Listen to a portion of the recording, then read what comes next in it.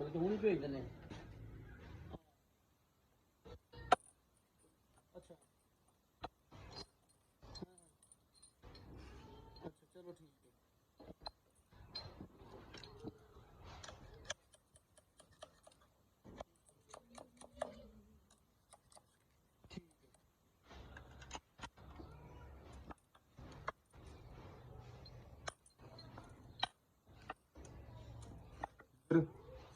ਉਹ ਲੱਕ ਪਲਾਸੀ ਫੜ ਕੇ ਲਿਆ।